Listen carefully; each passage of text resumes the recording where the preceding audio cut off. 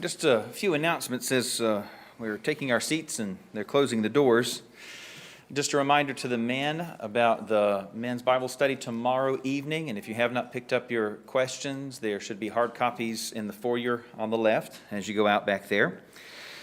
Also, we're going to dismiss a little bit differently this evening.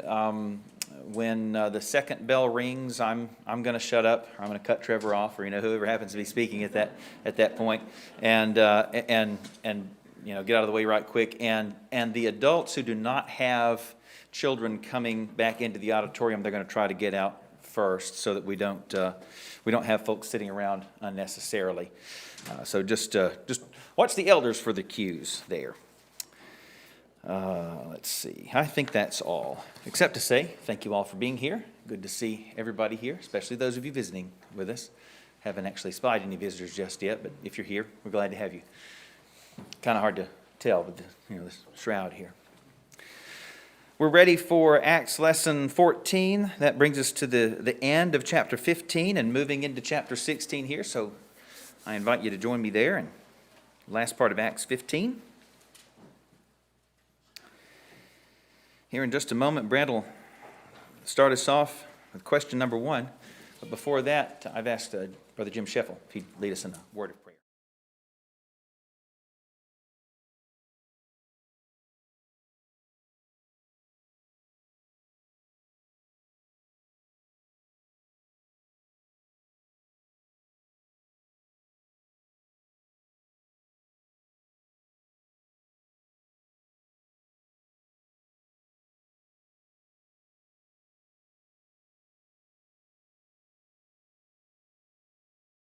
Amen. Thank you, Jim. Well, if you recall, as we left off last time after the dispute over circumcision, Paul and Barnabas had come back, in fact had Judas and Silas accompanying them back to Antioch, and they delivered the letter there at Antioch, and the church was encouraged.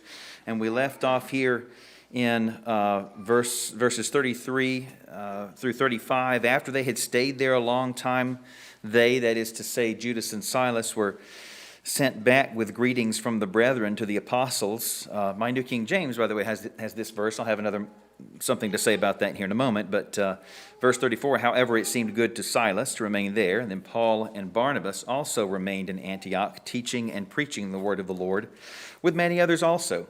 Then we move into verse 36 here, and after some time, Paul says to Barnabas, well, let's go back and let's visit our brethren in the cities where we had traveled last time, and let's see how they are doing. And Barnabas wants to take John Mark, and Paul says, I don't think that's such a good idea. So why Brent did...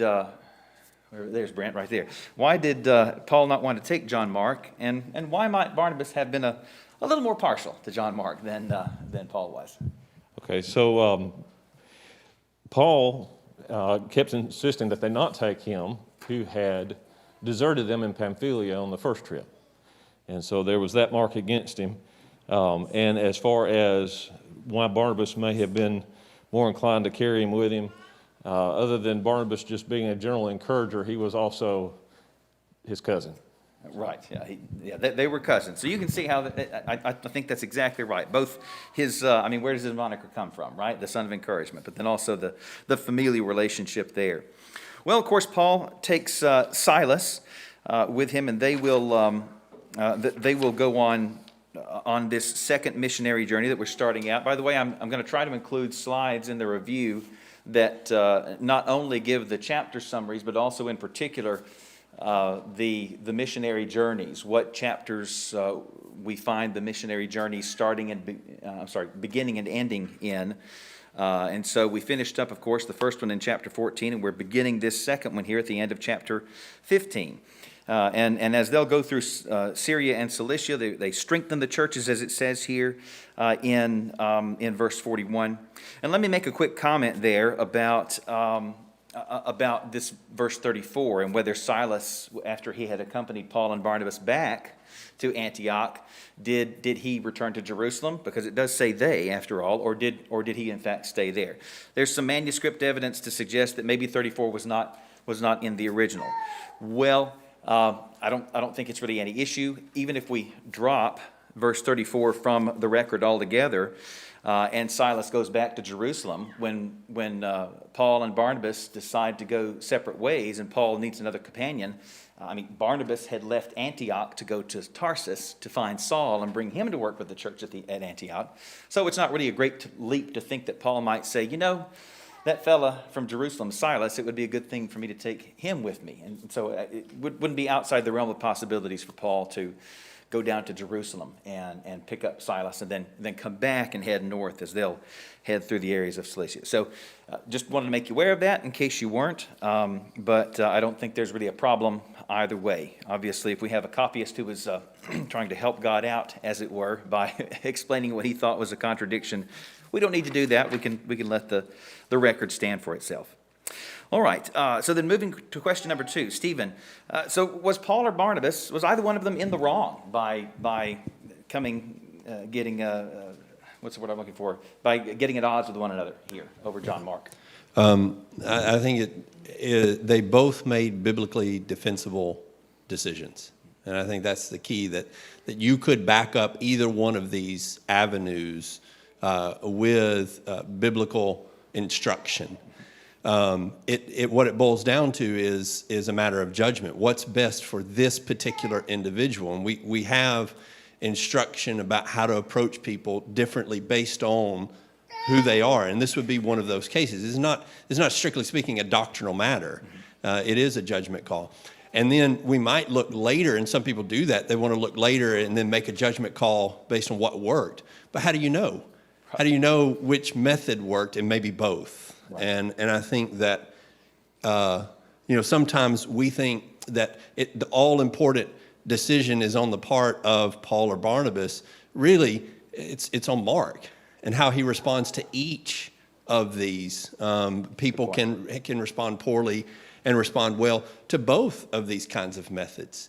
But then they also can respond well. And so that John Mark ends up being commended and desired by Paul later doesn't say that one worked or the other.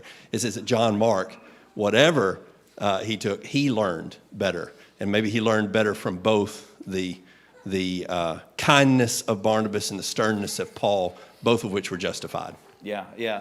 And something that we don't see, we don't see either one of them saying it's got to be this way or the other way and putting the mission in jeopardy, if I can put it this way. They go their separate ways and they're still preaching the gospel. And as you say, we'll see Mark grow from that, and his response was the one to examine. He was the one who had the opportunity to do right or wrong here. Good call. All right, number 3 here, Jim. Let me pull my map up here right quick. So here's the route of Paul's second journey. We'll zoom in just a little bit. They will start out over here. Let's start out, it's kind of funny, this monitor has just a little bit cut off. So here's Antioch right there. And then they'll make their way, and we have to admit that we don't have lots of dots connected here. We're assuming a little bit the route that they would take. There was apparently a fairly well-known route through the mountains here, but there we go. So they're going to come up here and then come into Cilicia and Tarsus, where Paul's from, make their way over here to, I can see it over on this machine now, to Derbe and then Lystra, Iconium. So they get over to this area. And they meet a fellow by the name of Timothy, Jim. Where did they meet? Where exactly did they meet Timothy? And then what was his family background and reputation among the local disciples there? Right. So they went into Derbe and Lystra, and then they say that he was well known, well spoken of by the brethren at Lystra and Iconium. So kind of get an idea, probably Lystra. Yeah, right. So sort of the Venn diagram, as it were. I guess it's probably Lystra. Yeah. And then your other point, who was he? His mother was Jewish, but a believer, and then his father was Greek. And then so you've got his mother is a believer, his father's Greek, all the Jews in the area knew of his father who was Greek, which led to what they're going to do next. Yeah, so this, of course, will end up playing into some of the action that Paul takes here. Let's see. I have to admit that I find it remarkable. Of course, if you recall what happened in most of these places when Paul and Barnabas were here the last time, a lot of persecution.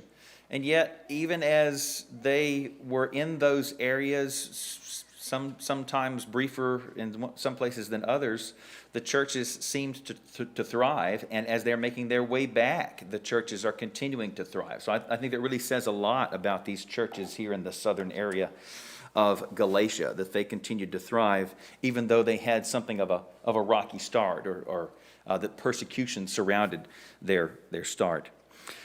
Moving to question number 4, so it tells us that Paul had Timothy circumcised. Tony, why did he have him circumcised? But if we look over at Galatians, we see that Titus had accompanied Paul to Jerusalem for the event that we just looked at in chapter 15, and he's very clear that he did not have Titus circumcised and was not going to have him circumcised. So why did he treat one fellow one way and another fellow another? Well, just to state, first of all, what the reason was not. Okay. It was not because Paul thought that Timothy needed to be circumcised in order to be saved, because of what we just read in chapter 15. That made that very clear. In fact, the very next verse, after verse 3, says they went through the cities and delivered them the decrees for to keep that were ordained by the apostles and elders at Jerusalem. So Timothy was going to be involved in that, saying you don't have to be circumcised, even though he just was. Good point. So why was he circumcised? I think it was to remove any obstacle that these men might have teaching Jews. To the Jews, I became as a Jew, that I might gain the Jews, Paul said. So that removed that obstacle.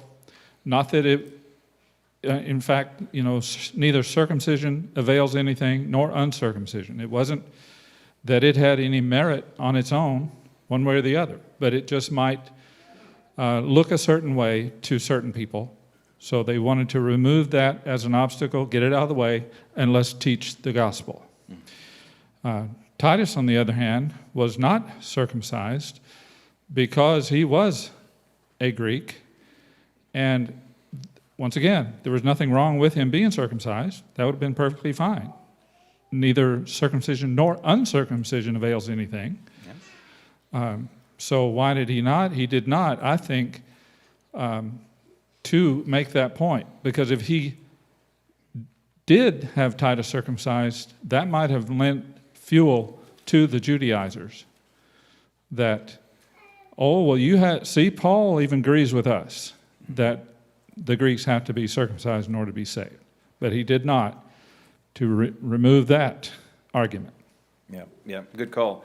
And you can imagine how we might end up, we might apply this today. Let's say that my family moves into an area where there are a lot of Muslims, and we want to try to make some inroads with the Muslim population there. Well, I might ask Cherry to wear a veil or a headscarf because they would find it offensive for a woman to be going about uncovered. Or similarly, we might not eat pork in front of them, or we might just not eat pork at all. It'd be difficult, but might not eat pork at all while we're there, just so as to take any sort of offense out of the way. I like the way you referenced. What is that? 1 Corinthians 9, where Paul talks about becoming a Jew in order to save the Jews. I think that's exactly what's going on here. Moving to question number 5. So as they're going through these cities, Tony's made a quick mention of it, Freddie, but what were they doing as they go, Paul and Silas, as they were going through these cities, and what was the effect that had on the churches in those places? Well, verses 4 and 5 pretty much nail that question. Mm-hmm. It says, as they were passing through the cities, they were delivering the ordinances for them, which is the teachings, or, we would say the gospel, as they had been directed by the apostles and the elders in Jerusalem. Mm-hmm. And the result was that the churches that were there were being strengthened in the faith, and says their numbers were increasing in number daily. Yeah. So obviously they had quite a positive result from their Right. teaching. Yeah, and I think the decrees that they're talking about is specifically that letter that they wrote in chapter 15 and intended to circulate to the Gentile churches. And as you say, it did strengthen them. They received these decrees, and it strengthened them in the faith. And again, it continues to amaze me how they continue to increase in number daily here, even though, as I say, they had something of a rocky start with the persecution in that area. Well, they want to move on from there, but it seems like every place they turn, they're prevented from going in the direction that they at least at first blush think that they may want to go in. So why did they not preach the word, Jason, in Asia and Bithynia? And then finally, where did they conclude that they did need to preach, and why? Verse 6 and verse 7, it says that when they got to Phrygia and Galatia, having been forbidden by the Holy Spirit to speak in Asia. And then in verse 7, and for Bithynia, it says the Spirit of Jesus did not permit them. So in both cases, the Spirit said no, for whatever reason. There's some speculation on that, but we're not told here why. So suffice to say, the Spirit just said no, do not go at this time to that place. Verse 9 it says that a vision appeared to Paul in the night, and there was a man from Macedonia was standing there and appealed to him to come there and to come over to Macedonia and help us. So Paul, seeing this vision, determined that it was God that was telling them to come to this place and to preach the word there. Yeah. And why does the Spirit communicate this way in this case, where they set out in a certain direction and he says, oh, no, don't go that way. So they set out in a different direction. No, don't go that way. And then finally, not even fully connected up. Why did the Spirit just say, go to Macedonia?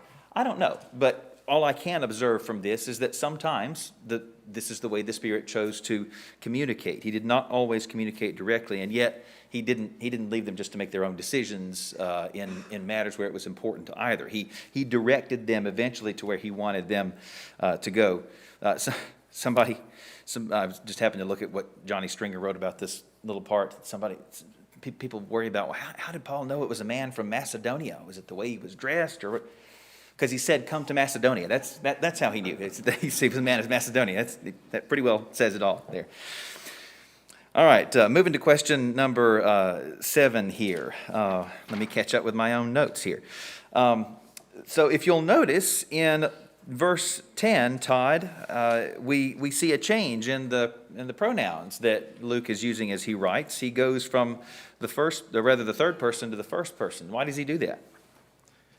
Well, in verse 8 it says, they came to Troas, and then in verse 10 it says, we sought to go to Macedonia, and the Lord had called us to preach the gospel. So Luke was joining in on the trip at this point, and we see him with Paul all the way to Rome in Acts 28. So it's kind of like Luke is getting caught up in the history he's writing. He gets to write about something he got to experience himself. Yeah, at least some of these accounts he can give us firsthand, not simply having to get the account of witnesses.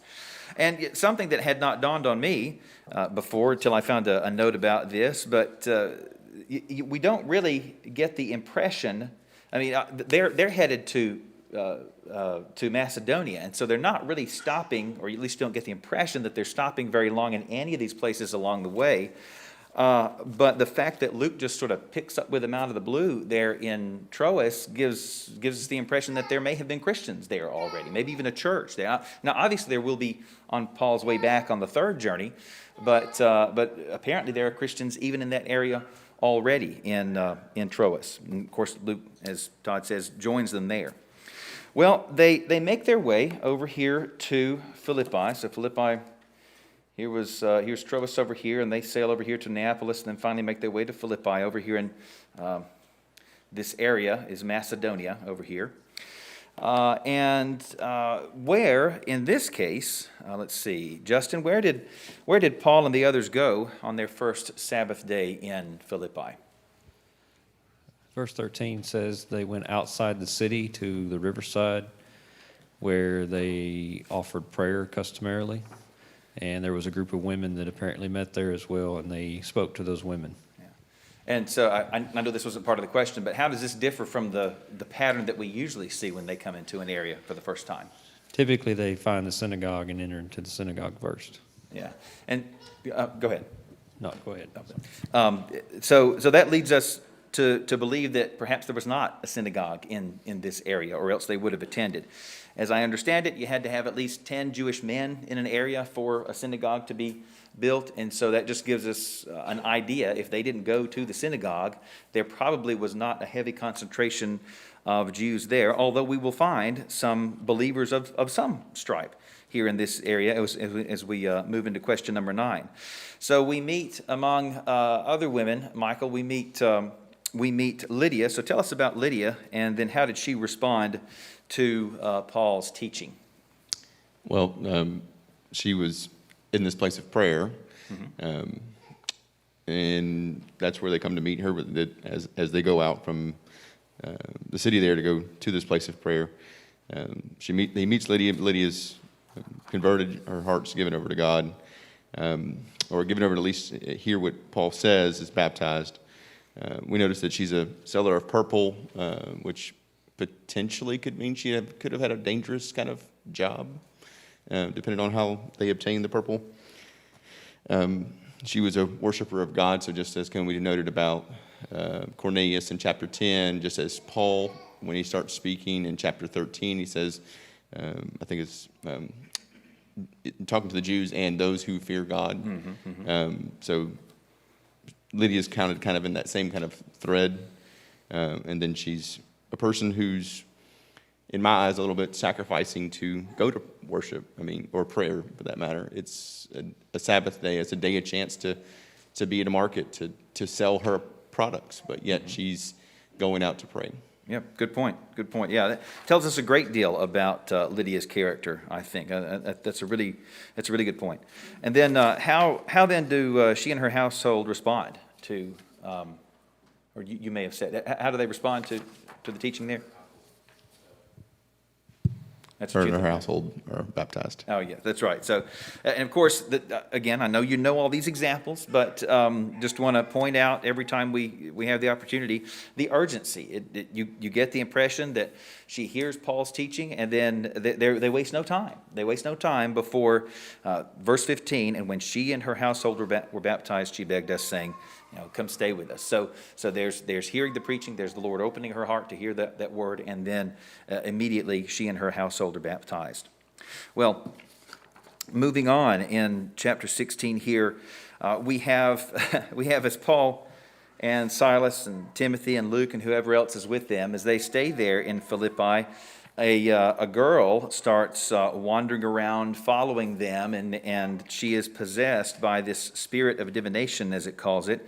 And she continually just points out, these men are the servants of the Most High God who proclaim to us the way of salvation. And it finally annoys Paul so badly that he just turns around and, in the name of Jesus, casts this spirit out. Well, what ends up... Oh, pardon me. I guess I want to talk about question number 10 first. So, Joshua, let's talk about question 10. It says that she is possessed with a spirit of divination. And that's translated variously, divination, prediction, even a spirit of Python, if you want to. Apparently, Python was sort of associated with that, with that idea of fortune telling. But was she really able to tell the future in the things that she was doing? And if not, why not? Well, with Luke's wording, I'm going to go with probably it was more deceit and trickery. He calls it fortune telling, so that was her work was fortune telling. And I would compare it much to the work of Simon the Sorcerer. It was all trickery and definitely, when compared to the real thing, easily seen to be false. I think it is possible that the Spirit could have given her some power. You think of the legion who gave the man their supernatural power, it would seem, to break shackles and overpower men. I also think of the sons of Siva. No, we haven't gotten to them yet. You can't talk about them yet. Sorry, spoilers. And also, it seems that demons did possess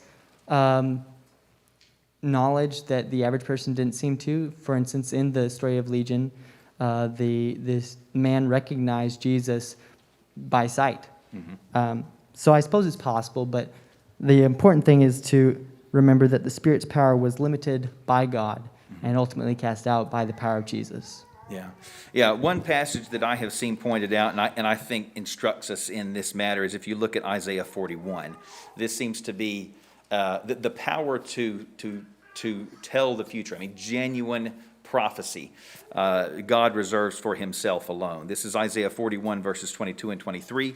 Let them bring forth and show us what will happen. Let them show the former things, what they were, that we may consider them and know the latter end of them. Oh, declare to us things to come. Show the things that are to come hereafter, that we may know that you are God's. And so that seems to be an indication that only God really possesses that power. And so if that is the case, then as you say, this fortune telling is more like this trickery, modern palm readers and tarot card readers, that sort of thing. Basically people who are just paying close attention. They listen to how you speak, and they look at what you wear, and they pick up on clues and ask you seemingly innocent questions that are able to, they're social engineers, basically. They're able to get information out of you that you don't realize you're giving them, and then they're able to make these vague predictions that are probably going to come true with anybody in some sense. But it's impressive enough, it seems specific enough that, wow, this girl is telling the future. This is amazing, you know.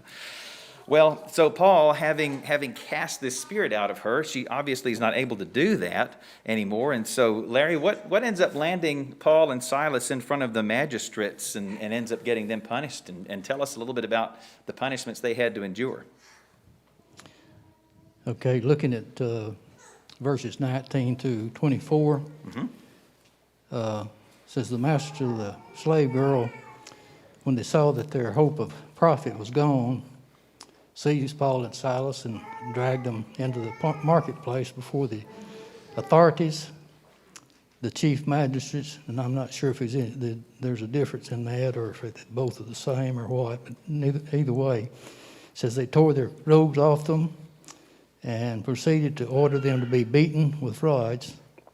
And it says they struck them with many, many blows. Then they threw them into prison and commanded the jailer to make it as secure as possible. And then he takes them and not only puts them in prison, but puts them in the inner prison and puts them in stocks. This may have been out of maybe fear of his own life if they escaped, but it could have been also a consideration of that they might have been considered as subjects of execution.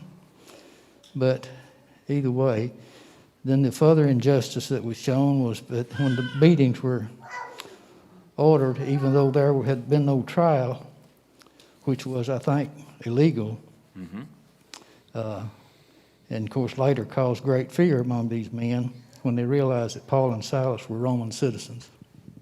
Yes, exactly.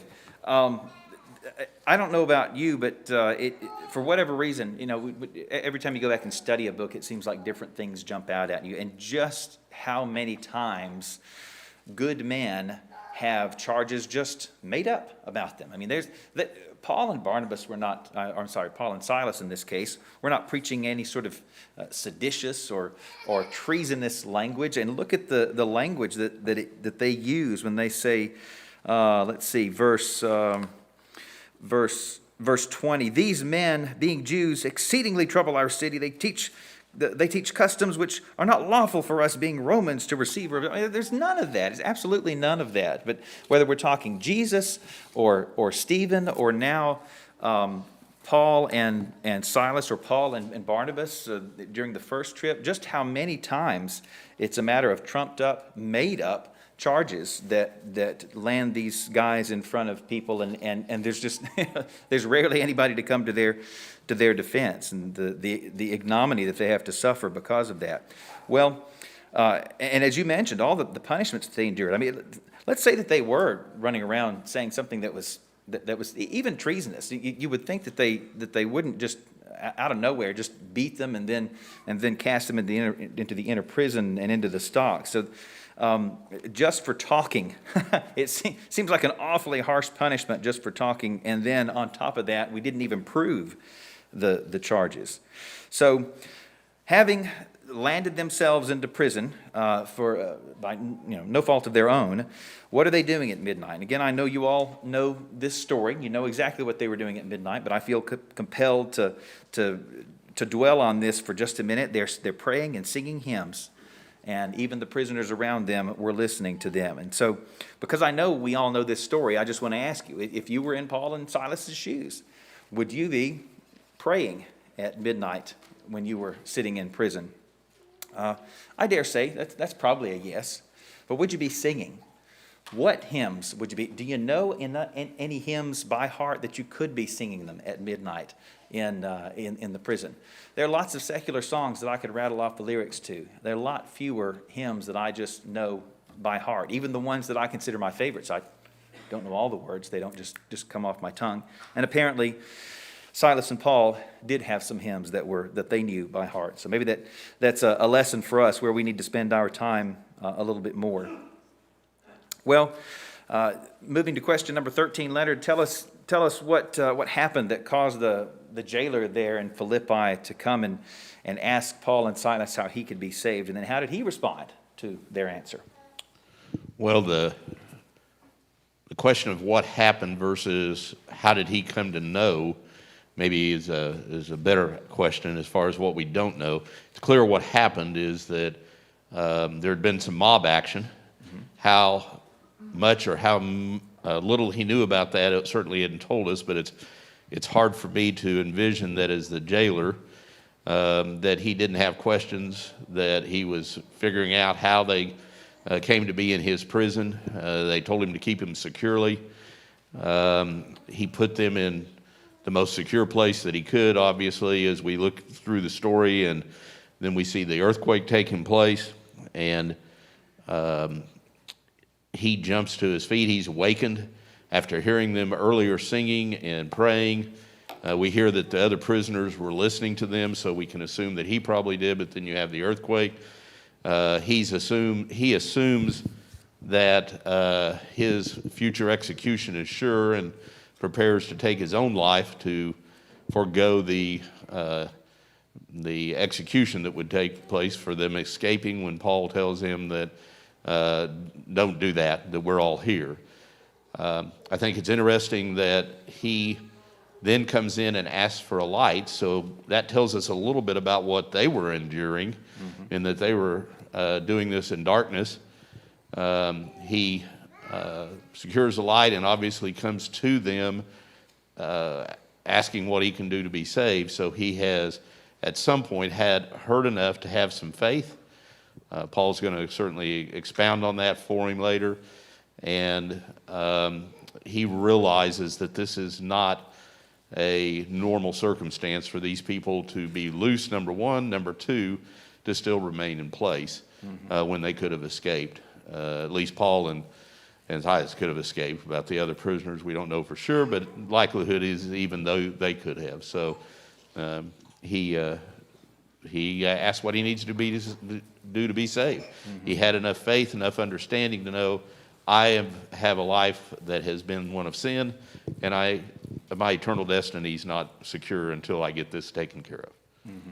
Yeah, and so then when they respond, believe in the name of Jesus, how does he respond, and then what about even his household after they teach him? Yeah, he ultimately, he and his household believe. He takes them, feeds them, takes care of them, and I think finally, at some point, takes them back to the prison, which I'm guessing that was probably as much Paul's doing as his to protect him, but to protect a brother. But he becomes a brother instead of just a jailer. Yeah. Good. That's yeah. The things that are sitting right in front of you that don't occur to you, it has never dawned on me. Yeah, I guess he did have to go back to prison. That's just that's hilarious. But yes, that is well put. He's no longer just a jailer. He is a brother.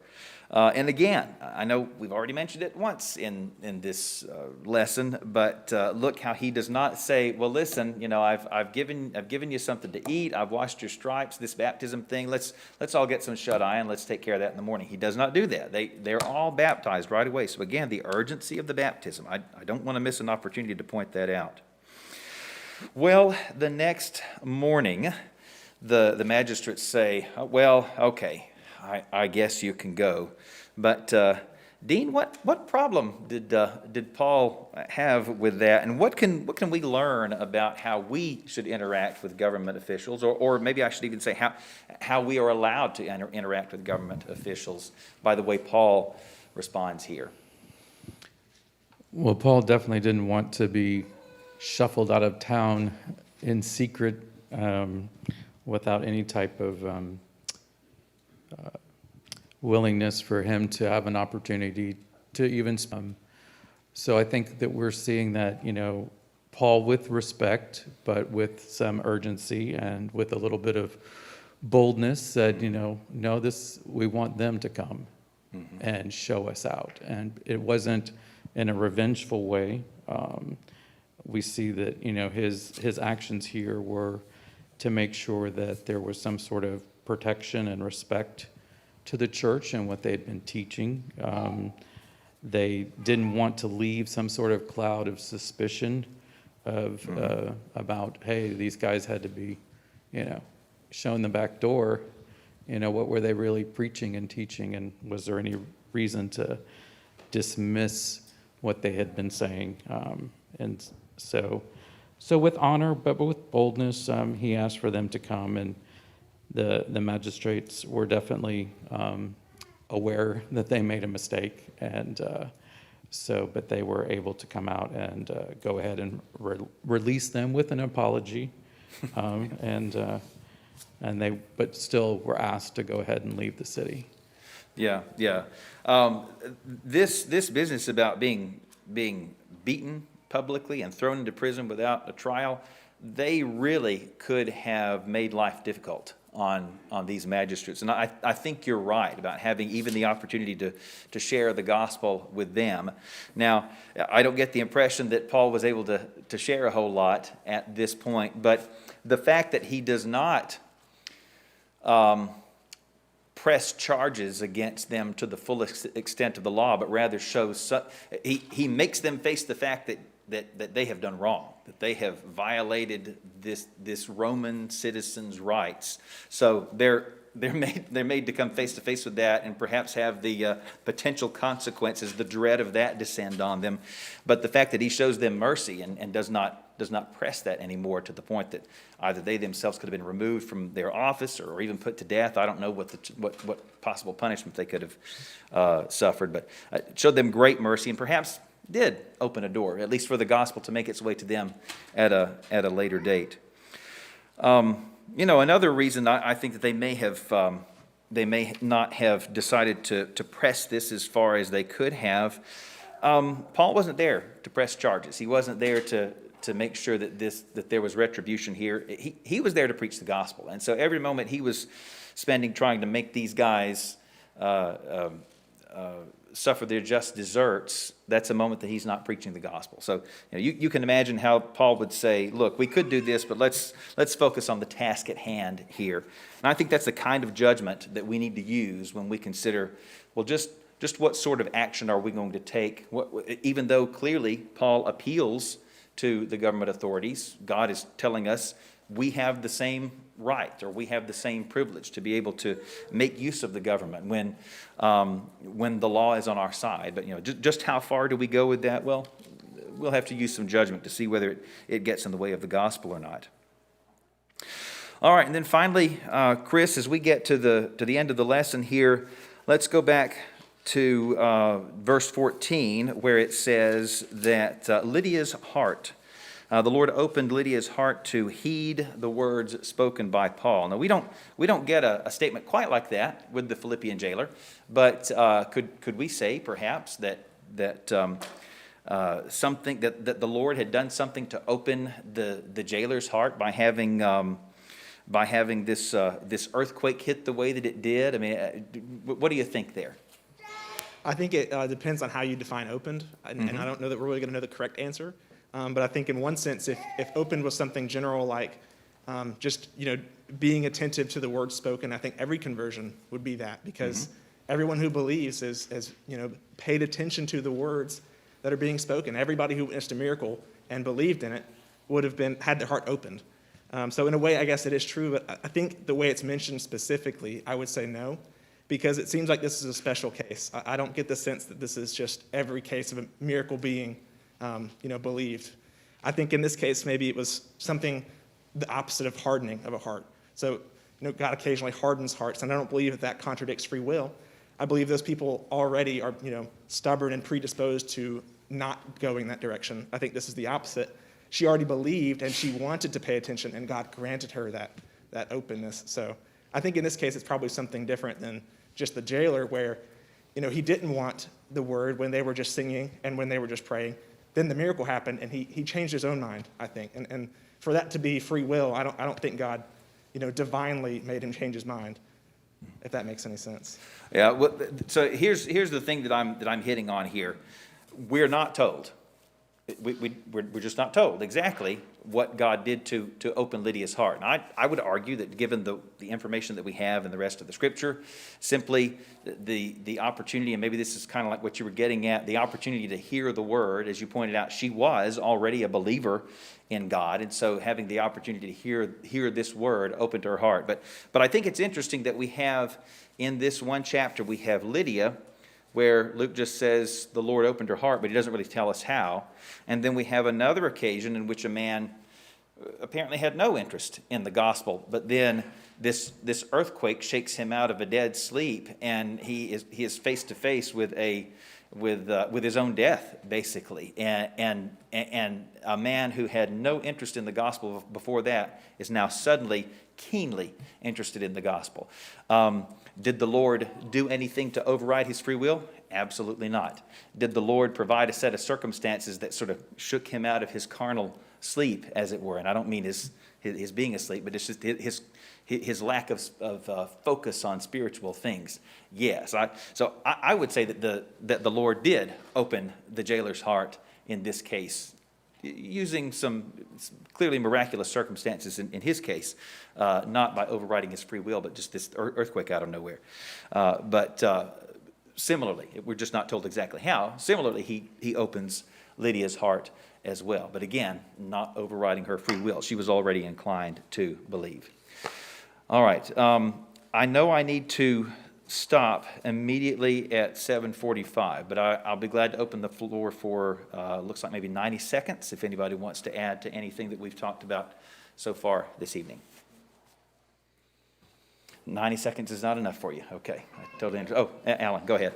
Brad, you were discussing what the girl could do Uh-huh. as a result of having the Spirit. It's obvious she could do something, Right. because once the Spirit was gone, She couldn't do it she anymore. couldn't do it, and they knew that they weren't going to have a profit anymore. So that's what irritated them. So they hit their money. Yeah, well, I think Josh was onto something when he said, okay, you have this legion that is able to give this man clearly superhuman strength. So yes, there's something extra that this spirit of divination brought to the table, but was it genuinely telling the future, predicting a future that someone would have no way of knowing? No, I think that is a power that God alone has. All right, well, we'll go ahead. Oh, go ahead, Lance. Yes, sir. Mm-hmm. It gives us an indication of the power of prayer and song. Mm-hmm. You can say a lot in a prayer Mm-hmm. that people can listen to and learn from. You can sing a lot in a song and tell a wonderful story about a Savior that died for us. Mm-hmm. So those two things alone, with the other prisoners listening, the jailer was probably listening too, you would think. Those two things alone is something we can use as a tool to help each other. Yeah, well said. We certainly can. It dawns on me he didn't have a mic. So yes, we can use prayer and while I don't think prayer we don't necessarily need to get up and preach a sermon in prayer. That's certainly something that we can learn or we can teach others as we are praying, and certainly with songs we can. That's an express That's an express duty that we have in our songs. All right, I think I'm about to get the buzzer. So thank you all for your preparation and for your participation.